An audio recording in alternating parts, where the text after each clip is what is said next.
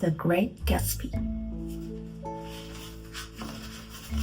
Chapter 1. In my younger and more vulnerable years, my father gave me some advice that I've been turning over in my mind ever since. Whenever you feel like criticizing anyone, he told me, just remember that all the people in this world haven't had the advantage that you've had. He didn't say any more, but we've always been unusually communicated in a reserved way, and I understood that he meant a great deal more than that. In consequence, I'm inclined to reserve all judgments, a habit that has opened up many curious natures to me and also made me the victim of a few fatal fools.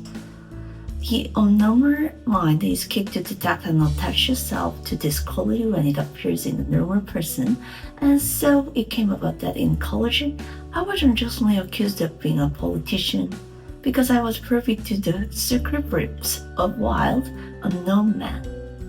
Most of the confidence were unsought. Frequently, I had faint sleep, preoccupation, or hostile thought when I realized by some unmistakable sign that an intimate revelation was quivering on the horizon.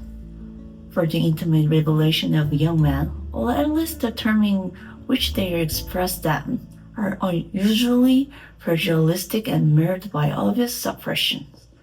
Reserving judgment is a matter of infinite hope. I'm still a little afraid of missing something if I forget that, as my father snobbishly suggested, and I snobbishly repeat, a sense of the fundamental decency is a first out unequal at birth. And after boasting this way of my tolerance, I come to the admission that it has a limit. Conduct may be founded on a hard rock and the wet marshes, but after a certain point, I don't care what it's founded on. When I came back from the East last autumn, I felt that I wanted the world to be in uniform and had a sort of more attention forever. I wanted no more real excursion with privileged glimpse into the human heart. Only Gatsby, the man who gives his name to this book, was exempt from my reaction. Gatsby, who represented everything for which I have an unbacked scorn, if personally is an unbroken series of successful gesture, then there was something gorgeous about him, some heightened sensitivity to the promise of life, as if he were related to one of those intricate machines that register earthquakes 10,000 miles away. This responsiveness had nothing to do with the flabby impressionability, which is dignified under the name of the creative temperament. It was an extraordinary gift for her, a romantic brilliance such as I have never found in any other person, and which is not likely I shall ever find again. Now, Gatsby turned out all right at the end. It is what preyed on Gatsby, what further floated in the wake of his dreams that temporarily closed down my interest in the abortive sorrows and turbulent relation of man.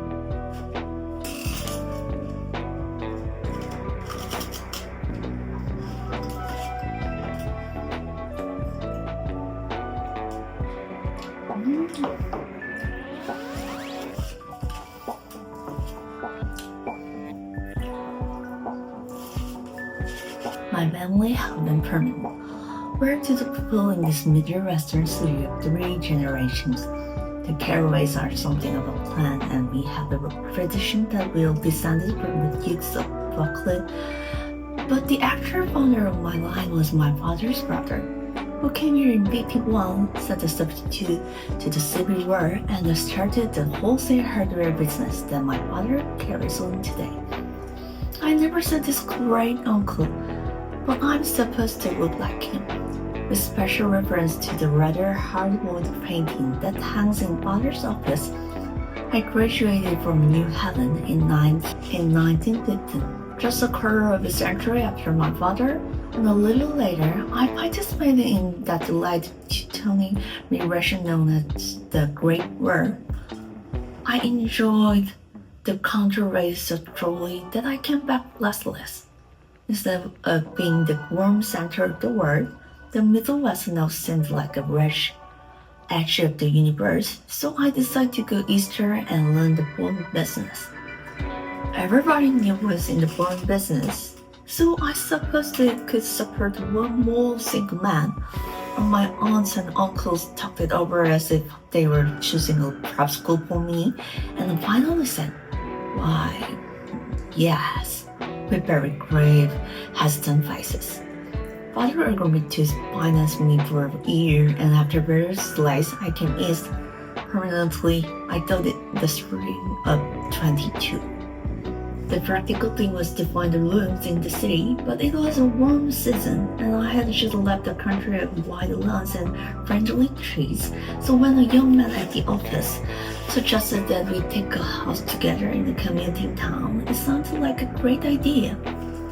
He found a house, a weather-beaten cardboard bungalow at $80 a month, but at the last minute, the firm ordered him to Washington, and I went out to country alone. I had a dog. At least I had him for a few days until he ran away, and an old Dutch and a Finnish woman who made my bed and cooked breakfast and muttered Finnish wisdom to herself over the electric stove. It was lonely for a day or so until one morning some man, more recently arrived than I stopped me on the road. "How do you get to West Egg Village?" he asked helpless. I told him. And as I worked on, I was alone no longer. I was a guide, pathfinder, an original settler. He had casually conferred on me the freedom of the neighborhood. And so with the sunshine and the great burst of leaves growing on the trees, just as things grow in past movies, and I had the familiar conviction that life was beginning over again with the summer. There was so much to read, for one thing, and so much fine health to be pulled down out of the young fresh giving air. I bought 1,000 volumes on banking and credit and investment securities, and they stood on my shelf in red and gold like new money from the mint, promising to uncover the Chinese secrets that only Midas and Morgan and McKenna's knew. And I had a high intention of reading many other books besides. I was a rather veteran in college one year. I wrote a series of very solemn and obvious editorials for the Yale Miss. And now I was going to bring back all such things into my life and become again the most limited of all specialists, the well-rounded man.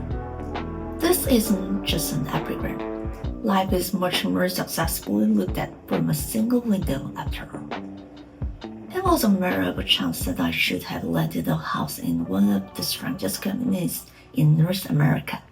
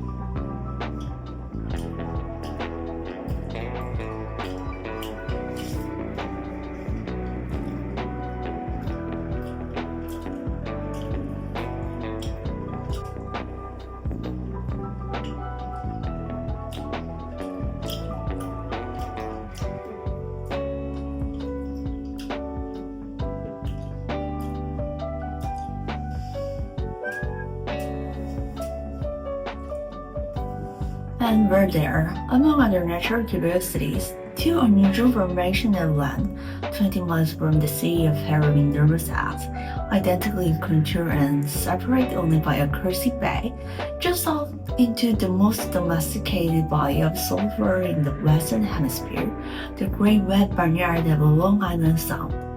They are not perpetuals. Like the egg in Columbus story, they are both crushed flat at the contact end, but their physical resemblance must be a source of perpetual wonder to girls that fly overhead. to the witness, a more interesting phenomenon is their dissimilitude in every particular except shape and size. I lived at West Egg, the less fashionable of the two, though this is a most superficial tact to express bizarre and not a little sinister contrast between them. My house was at the very tip of the egg, only 50 yards from the sun, and squeezed between two huge places that rented for 12 or 15,000 a season.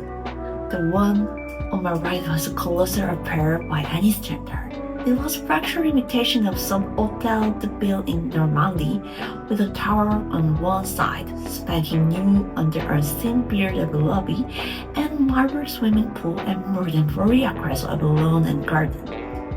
It was Gatsby's mansion.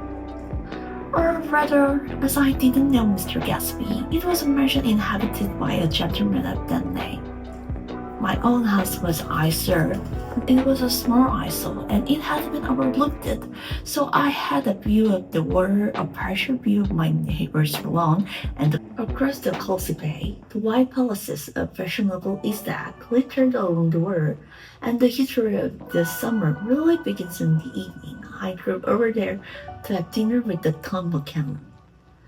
Dave was my second cousin once we moved, and I didn't know Tom in college. And just after the war, I spent 2 days with them in Chicago. Her husband, among various physical accomplishments, had been one of the most popular ants that ever played football at New Haven. A national figure in a way, one of those men who reached such an acute limited excellence at 21 that everything afterward savors of anticlimax. His family were enormously wealthy. Even in college, his burden with money was a matter for reproach, but now he left Chicago and come east in a passion that further took it further away. For instance, he brought down a string of telephones from Lake Forest. It was hard to realize that a man in my own generation was wealthy enough to do that. Why they came east, I don't know. They had spent a year in France for no particular reason, and then drifted here and there unrestfully wherever people played polo and were rich together. This wasn't a permanent move, sad days over the telephone. Well, I didn't believe it. I had no sight into Daisy's hurt, but I felt that Tom would drift on forever seeking, a little wistfully, for the dramatic terrors of some irrecoverable football game. And so it happened that on a warm windy evening, I drove over to East Egg to see two old friends, whom I scarcely knew at all.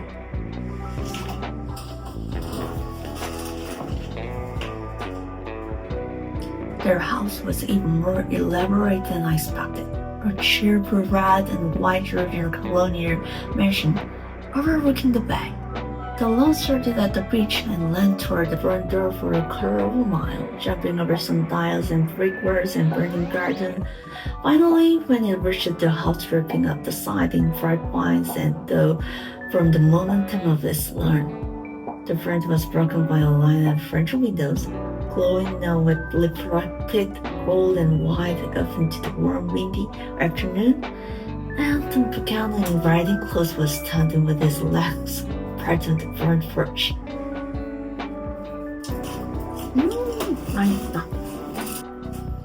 He has changed since his New Haven years.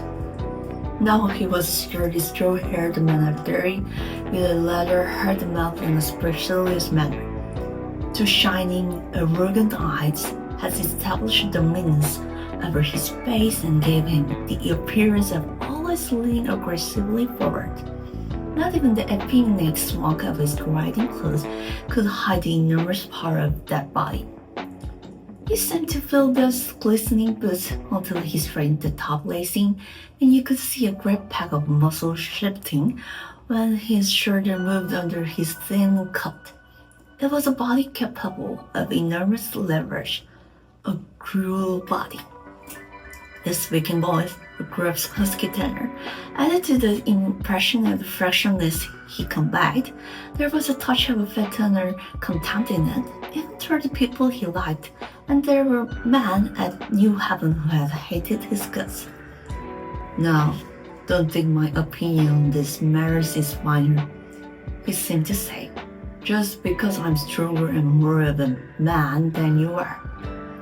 We are in the same senior society, and while we're never intimate, I always had the impression that he approved of me and liked him with some harsh, defiant wistfulness of his own." We talked for a few minutes on the sunny porch.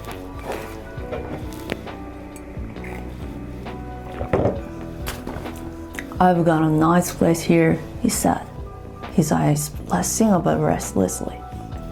Turning me around my worn arm, he moved a broad flat hand along the front vista, including in a sweep of sunken Italian garden, a half-acre of deep virgin roses, and a snub-nosed motor about that bumped the tide offshore. It belonged to the man, the old man. He turned me around again, politely and abruptly. "We'll go inside." We walked through a high hallway into a bright rose-colored place, leisurely bound into the house by French windows at either end. The windows were ajar and gleaming white against the fresh grass outside that seemed to grow a little way into the house. A breeze blew through the room, blew curtains in at one end and out the other like pale flags, twisting them up toward the frosted wedding cake up the ceiling, and then rippled over the wine-colored rug, making a shadow on it as windows on the sea. The only completely stationary object in the room was an enormous couch on which two young women were buoyed up as though upon an anchored balloon. They were both in white, and their dresses were rippling and fluttering as if they had just been blown back in after a short flight around the house. I must have stood for a few moments, listening to the whip and snap of the curtains and groan of a picture on the wall. Then there was a boom as tumble cannon shut the rear windows, and the cut wind died out about the room, and the curtains and the logs and the two young women ballooned slowly to the floor. The younger of the two was a stranger to me. She was extended full length at her end of the divan, completely motionless, and with her chin raised a little as if she were balancing something on it which was quite likely to fall. If she saw me out of the corner of her eyes, she gave me no hint of it. Indeed, I was almost surprised into murmuring an apology for having disturbed her by coming in. The other girl, Daisy, made an attempt to rise. She leaned slightly forward with a conscious expression, then she laughed, an absurd, charming little laugh, and I laughed too and came forward into the room. "I'm paralyzed with happiness," she laughed again, as if she said something very witty, and held my hand for a moment, looking up into my face, promising that there was no one in the world she so much wanted to see. That was a way she had. She hinted in a murmur that the surname of a balancing guard was Baker. I've heard it said that Daisy's murmur was only to make people lean toward her, an irrelevant criticism that made it no less charming. At any rate, Miss Baker's lip fluttered. She nodded at me almost imperceptibly, and then quickly tipped her head back again. The object she was balancing had obviously touched her a little and given her something of a fright. Again, a sort of apology arose to my lips. Almost an expression of complete self-sufficiency threw a stunned tribute from me. I looked back at my cousin, who began to ask me questions in her low, drooling voice. It was the kind of voice that the ear follows up and down, as if each speech is an arrangement of notes that will never be played again. Her face was sad and lovely with bright things in it, bright eyes and a bright passionate mouth. But there was an excitement in her voice that men who had cared for her found difficult to forget. A singing conversion, a whispered listen, I promised that she had done gay, exciting things just a while since that there were gay, exciting things hovering in the next hour. I told her how I had stopped off in Chicago for a day on my way east and how a dozen people had sent their love through me. "Do they miss me?" she cried ecstatically. "The whole town is desolate. All the cars have the left rear wheel painted black as a mourning wreath, and there's a persistent wail all night along the North Shore. How gorgeous! Let's go back, Tom, tomorrow." Then she added irrelevantly, "You ought to see the baby." "I'd like to. She's asleep. She's 3 years old. Haven't you ever seen her?" "Never." "Well, you ought to see her. She's..." Tom Buchanan, who had been hovering restlessly about the room, stopped it and rested his hand on my shoulder. "What are you doing now?" "I'm a bummer." "Who with?" I told him. "Never heard of them," he remarked decisively. This annoyed me. "You will," I answered shortly. "You will be staying in the East." "Oh, I'll stay in the East. Don't worry," he said, glancing at Daisy and then back at me as if he were alert for something more. "I'd be a goddamn fool to live anywhere else." At this point, Miss Baker said, "Absolutely," with such suddenness that I started. It was the first word she had uttered since I came into the room. Evidently, it surprised her as much as it did me, for she yawned and with a series of rapid, deft movements stood up into the room. "I'm stiff," she complained. "I've been lying on the sofa for as long as I can remember." "Don't you look at me," Daisy retorted. "I've been trying to get you to New York all afternoon." "No thanks," said Miss Baker to the 4 cocktails just in from the pantry. "I'm absolutely in training." Her host looked at her incredulously. "You are?" He took down his drink as if it were a drop in the bottom of a glass. "How you ever get anything done is beyond me." I looked at Miss Baker, wondering what it was she got done. I enjoyed looking at her. She was a slender, small-breasted girl with an erect carriage, which she accentuated by drawing her body backward at the shoulder like a young cadet. Her gray sun-strained eyes looked back at me with polite reciprocal curiosity out of one charming, discontented face. It occurred to me now that I had seen her or a picture of her somewhere before. "You live in West Ave," she remarked contemptuously. "I know somebody there." "I don't know a single." "You must know Gatsby." "Gatsby?" demanded Daisy. "What Gatsby?" Before I could reply that he was my neighbor, dinner was announced.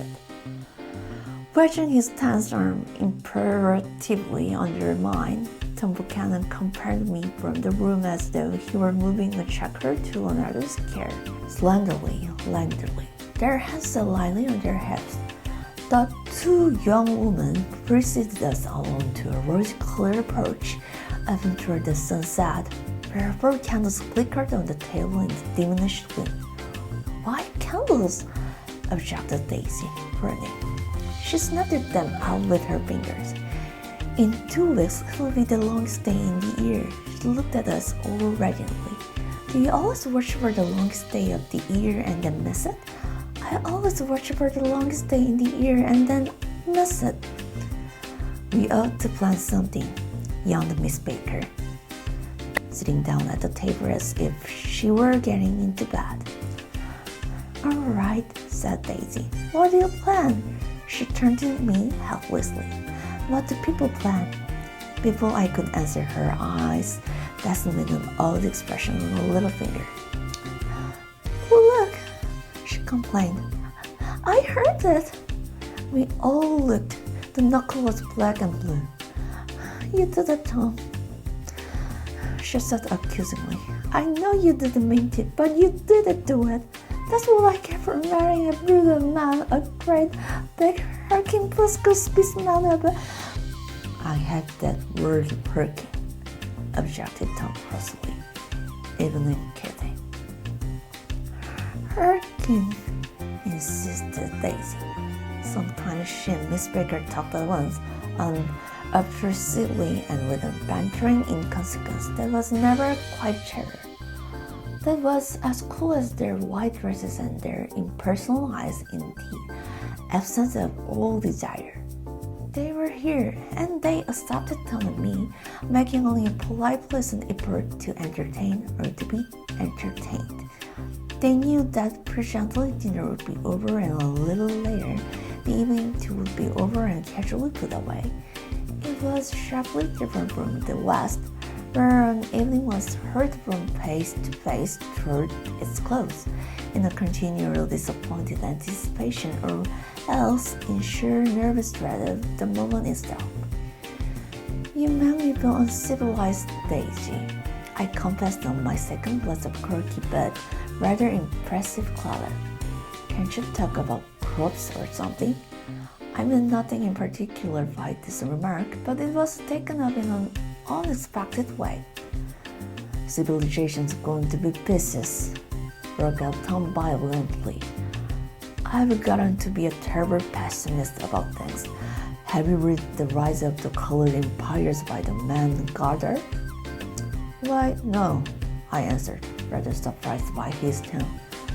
Well, it's a fine book, and everybody ought to read it. The idea is, if we don't look out, the white race will be utterly submerged. It's all scientific stuff. It's been proved. Tom's getting very profound, said Daisy, with an expression of undoubtable sadness. He reads the books with long words in them. What was that word? Well, these books are all scientific, insisted Tom, glancing at her impassionately. This fellow has worked out the whole thing. It's up to us, who are the dominant race, to watch out all these other races will have control of things. We've got to put them down, whispered Daisy, looking ferociously toward the Ferguson. We ought to live in California, began to Miss Baker, but Tom interrupted her by shifting heavily in his chair.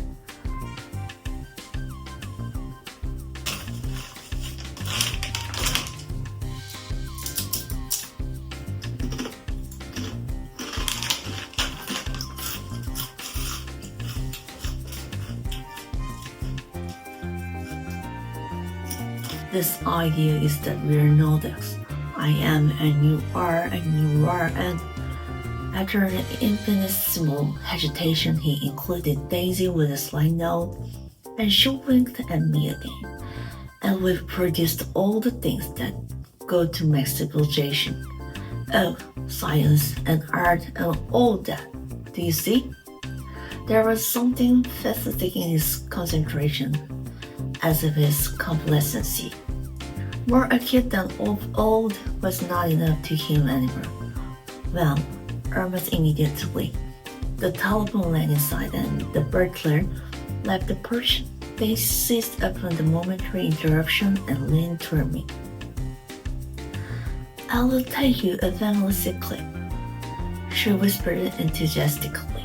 It's about the butler's nose. Do you want to hear about the butler's nose? That's why I came over tonight. Well, he wasn't always a butler. He used to be the silver polisher for some people in New York that had a silver service for 200 people. He had to polish it from morning till night until finally it began to affect his nose. Things went from bad to worse, suggested Miss Baker. Yes, things went from bad to worse until finally he had to give up his position. For a moment, the last sunshine fell with romantic affection upon her glowing face. Her voice compelled me forward breathlessly as I listened. Then the glow faded. It's like deserting her with lingering labyrinth, like children reading a pleasant street at dusk. The butler came back and murmured something close to Tom's ear, whereupon Tom frowned, pushed back his chair, and without a word went inside. As if his absence quickened something within her, Daisy leaned forward again, her voice glowing and singing. I love to see you at my table, Nick. You remind me of a rose, an absolute rose, doesn't he? She turned to Miss Baker for a confirmation. An absolute rose? This was untrue. I'm not even faintly like a rose. She was only extemporizing. But the stirring warmth flowed from her, as if her heart was trying to come out together, concealed in one of those breathless, thrilling words. Then suddenly, she drew her napkin on the table and excused herself and went into the house. Miss Baker and I exchanged a short glance consciously devoid of meaning. I was about to speak when she sat up alertly and said, "Shh," in a warning voice. A subdued, impassioned murmur was audible in the room beyond, and Miss Baker leaned forward unashamed, trying to hear. The murmur trembled on the verge of coherence, sank down, mounted excitedly, and then shut altogether. This Mr. Gatsby you spoke of is my neighbor. I began. Don't talk. I want to hear what happens. Is something happening? I inquired innocently. You mean to say you don't know? Said Miss Baker, honestly surprised. I thought everybody knew. I don't. What? She said hesitantly. Tom's got some woman in New York. Got some woman? I repeated blankly. Miss Baker nodded. She might have the decency not to telephone him at dinner time, don't you think? Almost before I had grasped her meaning, there was the flutter of a dress and the crunch of leather boots, and Tom and Daisy were back at the table. It couldn't be helped, cried Daisy with tense gaiety. She sat down, glanced searchingly at Miss Baker and then at me, and continued. I looked outdoors for a minute, and it's very romantic outdoors. There's a bird on the lawn that I think must be a nightingale come over on the corner or Weister line. He's singing away, her voice sang. It's romantic, isn't it, Tom? Very romantic, he said, and then immeasurably to me. If it's light enough after dinner, I want to take you down to the stables. The telephone rang inside, startlingly, and as Daisy shook her head decisively at Tom, the subject of stables, in fact all subject, vanished into air. Among the broken fragment of the last 5 minutes at table, I remember the candles being lit again, pointlessly, and I was conscious of wanting to look squarely at everyone and yet to avoid all eyes. I couldn't guess what Daisy and Tom were thinking, but I thought if even Miss Baker, who seemed to have mastered a certain hearty skepticism, was able utterly to put this guest's shrill metallic urgency out of mind. To a certain temperament, the situation might have seemed intriguing.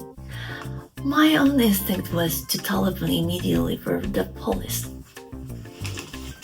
The horses, needless to say, were not mentioned again. Tom and Miss Baker, with several feet of twilight between them, strode back into the library as if to a butcher beside a perfectly tangible body, while trying to look presently interested and a little deaf. I followed Daisy around a chain of connecting verandas to the approaching front. In a steep gloom, we sat down side by side on a wicker set. Daisy took her face in her hands as if filling its lovely shape, and her eyes moved gradually out into the velvet dusk. I saw that turbulent emotion possessed her, so I asked what I thought would be some sedative question about her little girl. We don't know each other very well, Nick, she said suddenly. Even if we're cousins, you didn't come to my wedding. I wasn't back from the war. That's true, she hesitated. Well, I've had a very bad time, Nick. And I'm pretty cynical about everything. Evidently, she had a reason to be. I waited, but she didn't say any more, and after a moment, I returned rather vividly to the subject of her daughter. I suppose she talks and eats and everything. Oh yes, she looked at me absently. Listen, Nick, let me tell you what I said when she was born. Would you like to hear? Very much. It will show you how I've gotten to feel about things. Well, she was less than an hour old, and Tom was God knows where. I woke up out of the ether with an utterly abandoned building, and asked the nurse right away if it was a boy or a girl. She told me it was a girl. And so I turned my head away and wept. Alright, I said, I'm glad it's a girl, and I hope she will be a fool. That's the best thing a girl can be in this world. A beautiful little fool. You see, I think everything's terrorist, and you know. She went on in a convinced way. Everybody thinks so. The most abandoned people. And I know. I've been everywhere and seen everything and done everything. Her eyes flashed around her in a defined way, rather like Thompson, and she laughed with drilling scorn. Sophisticated. God, I'm so sophisticated. The instant her voice broke off, she seemed to compare my attention, my belief. I felt the basic insincerity of what she has said. It made me uneasy, as though the whole evening had been a trick of some sort to eject a contributory emotion from me.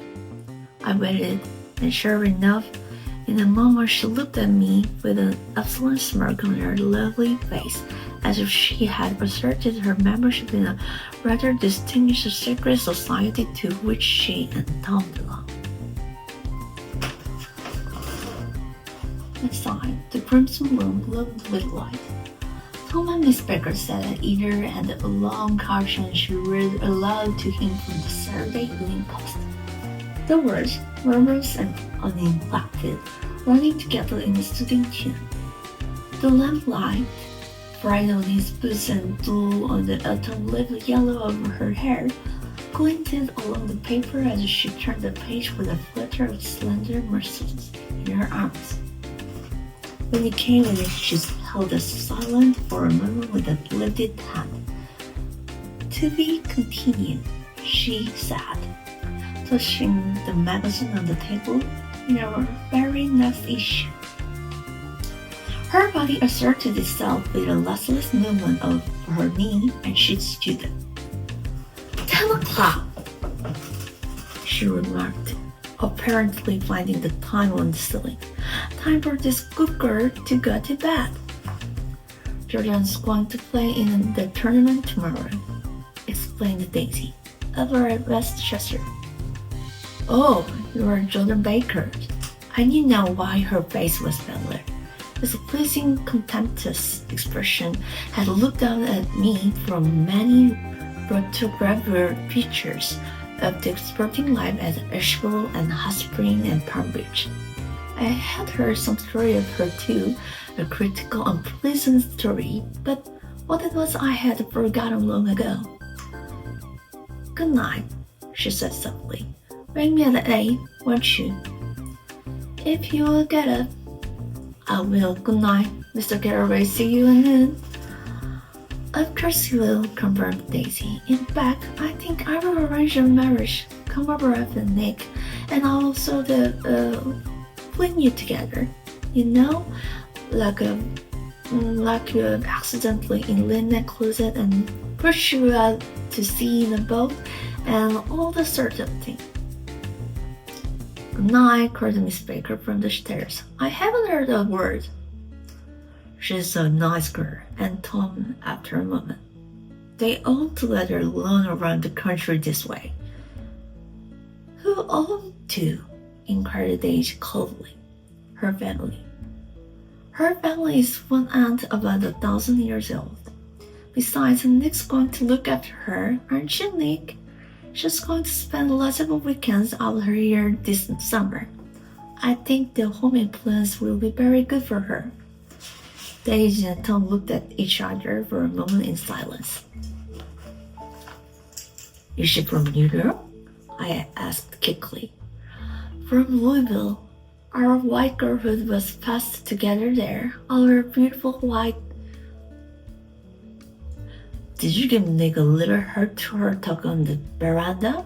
Demanded Tom suddenly. Did I? She looked at me. I can't seem to remember, but I think we talked about the Nordic race. Yes, I'm sure we did. It sort of crept up on us, and first thing you know... Don't believe everything you hear, Nick, he advised me. I said lightly that I had heard nothing at all, and a few minutes later I got up to go home. They came to the door with me and stood side by side in the chirping scare of light.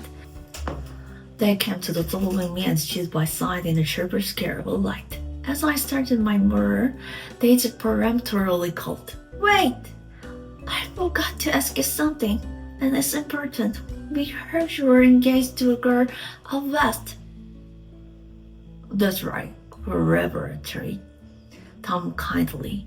We heard that you were engaged. It's a little. I'm too full. But we heard that, insisted Daisy, surprising me by opening up again in a flower-like way. We heard it from 3 people, so it must be true.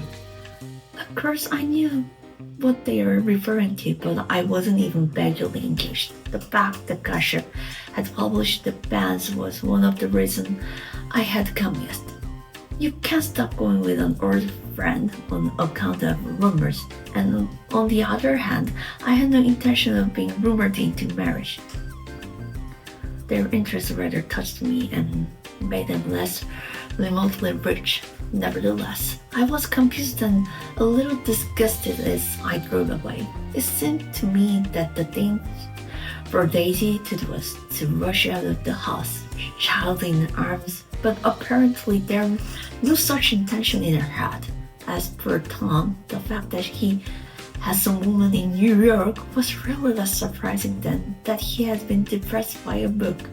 Something was making him nibble at the edge of stale ideas, as if his sort of physical egotism no longer nourished his peremptorily hurt.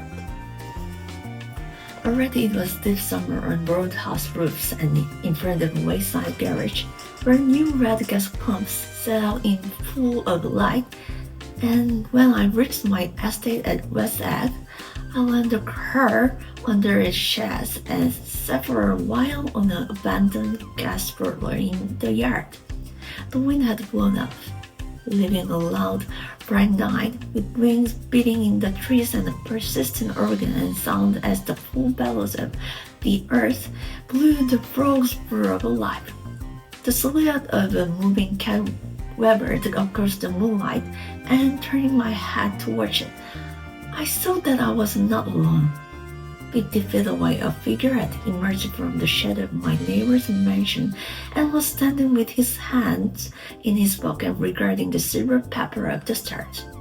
Something in his leisurely movements and the secure position of his bed upon the lawn suggested that it was Mr. Gatsby himself, come out to determine what share was his of our local heavens. I decided to call to him. Miss Baker had mentioned him at dinner, and that would do for an introduction. But I didn't call to him, for he gave a sudden intimation that he was content to be alone. He stretched out his arms toward the dark world in a curious way, and far as I was from him, I could have sworn he was trembling. Involuntarily, I glanced seaward and distinguished nothing except a single green light, hidden far away. That might have been the end of the dog.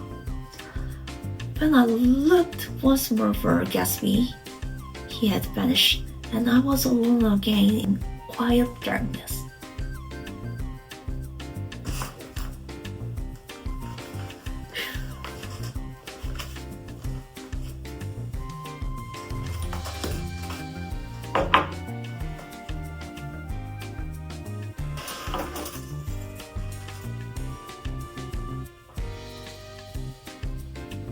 Specialist.